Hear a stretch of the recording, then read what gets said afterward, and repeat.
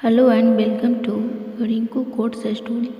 वो विधवा थी पर श्रृंगार ऐसे करके रखती थी कि पूछो मत। बिंदी के सिवाय सब कुछ लगाती थी। पूरी कॉलोनी में उनके चर्चे थे। उनका एक बेटा भी था जो अभी 9वीं कक्षा में था। पति रेलवे में थे। उनके गुजर जाने के बाद रेलवे ने उन्हें एक छोटी सी नौकरी दे दी थी। उनके जलवे अलग ही थे। 1980 के दशक में बॉय कटिंग रखती थी। सभी कॉलोनी की आंटियां उन्हें परकटी कहती थी। गोपाल भी उस समय नया नया जवान हुआ था, अभी 16 साल का ही था, लेकिन घर बसाने के सपने देखने शुरू कर दिए थे। गोपाल का आधा दिन आईने के सामने गुजरता था और बाकी आधा परकटी आंटी की गली के चक्कर काटने में। गोपाल का नववयस्क मस्तिष्क इस मामले में काम नहीं करता था कि समाज क्या कहेगा। यदि उसके दिल की बात किसी को मालूम हो गई तो उसे किसी की परवाह नहीं थी।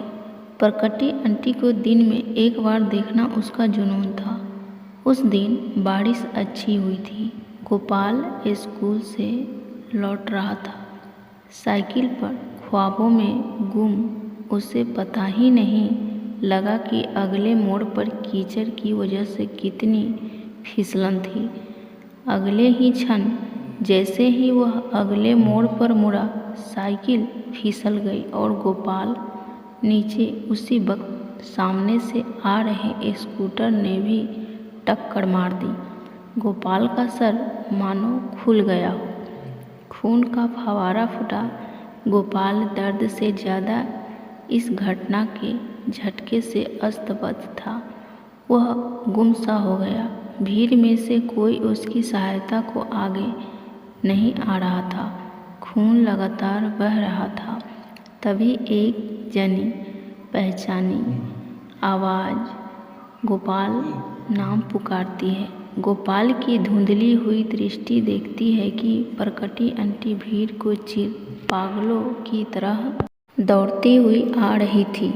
परकटी आंटी ने गोपाल का सिर गोद में लेते ही उसका माथा, जहाँ से खून बह रहा था, उसे अपनी हथेली से दबा लिया।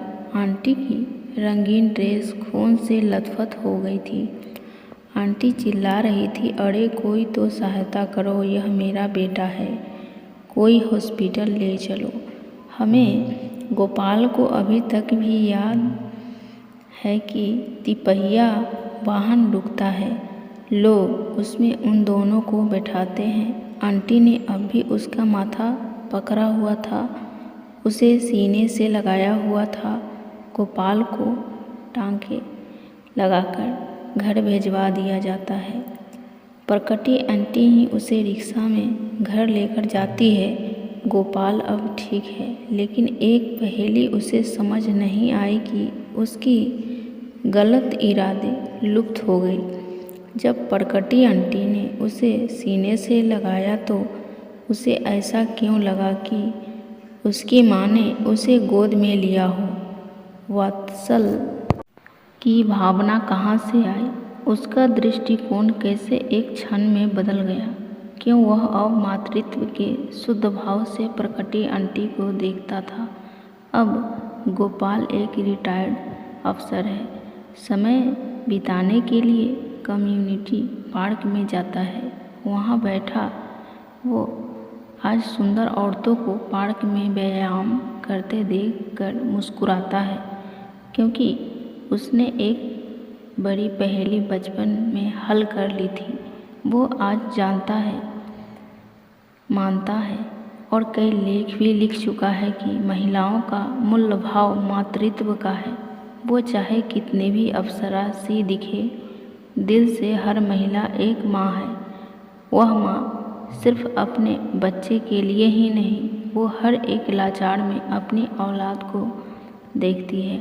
दुनिया के हर छोटे मोटे दुख को एक महिला 10 गुना महसूस करती है, क्योंकि वह स्वतः ही कल्पना कर बैठती है कि अगर यह मेरे बेटे या बेटी के साथ हो जाता तो इस कल्पना मात्र से ही उसकी रूह सिहर उठती है। वो रो पड़ती है और दुनिया को लगता है कि महिला कमज़ोर है। गोपाल मुस्कुराता है, मन ही मन कहता है कि हे विश्व के भ्रमित मर्दों, और औरत दिल से कमज़ोर नहीं होती, वो तो बस माँ होती है। धन्यवाद।